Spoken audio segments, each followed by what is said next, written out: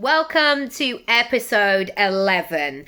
The year of the snake really spoke to me. Oh my goodness. Fortunately, now we're in the year of the fire horse, and I hope that galloping, whatever that looks and feels like, is working for you.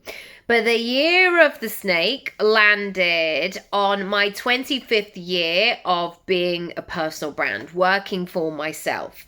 And it felt like it really shed so much. I was questioning, I was analyzing, I was releasing, I was experimenting, I was reinventing, I was doing so much, because what I realized was finally 25 years in, I really knew myself very well.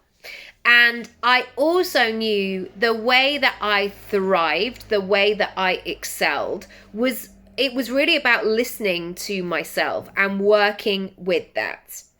And alongside that, I realized that there were places and there were spaces where I was selling myself short, where I was maybe slightly bending the truth slightly. I was saying things were fine. I was saying things were okay. I was saying I was really grateful. And yet, I knew I was capable of more. I knew there were parts of me that were not coming to the surface that absolutely needed to. And I knew in my heart of hearts, I had a sense of, if not now, then when?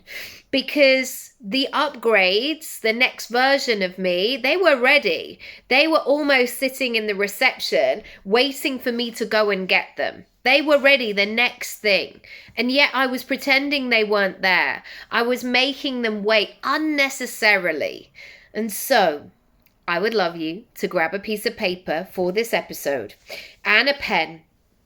And I would love you to analyze the parts of you that are still stuck, that are very much part of the process of the year of the snake, not of the fire horse.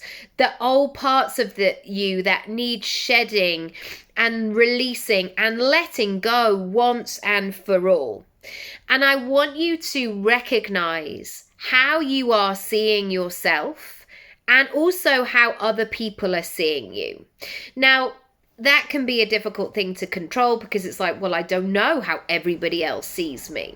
However, I want you to tune in to that higher version of yourself and question whether or not you are welcoming the sales, the opportunities, the possibilities, the results, the changes in your life that you know that you are capable of. And yet the opportunities, the sales, they're not coming. Like, there's a mismatch here.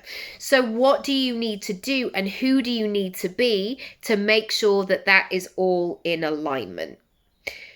Where are you being, this question, where are you being overly convenient and accommodating for other people? Most of my clients that come to me are not selfish people who are just thinking about themselves. Like, nobody has ever said, I just want to build a business that is meaningless, that takes all the money, and I just take it all for myself. They are never talking in that way. They're always talking in a mission-led way. They want to help people. They want to serve a purpose. They want to do all of these things. And so I want you to recognize that that is probably where you sit on the spectrum. You probably sit much further up the people-pleasing, being a nice person, doing all the things, hosting Christmas lunch every single year, no matter what's happening, all of this stuff. And sometimes what we end up doing is giving ourselves the crumbs, not allowing ourselves to really recognize what we need and want, and actually what our business needs from us. Because sometimes we'll say to our business, like, I really need you to do this. Like, why are you not making sales? And yet your business is like, I'm trying, But I need you to come forward. I need you to stop concerning yourself with all these things and rescuing everybody over here, when actually I just need you in the business doing some graft, doing some consistent work, being selfish, being considered for a time. Therefore, I would love you to protect your energy, to protect your heart. I know. To protect your boundaries, to make conscious decisions about the places and the spaces that you enter. I want you to notice how you are giving and receiving, how you are moving through the world.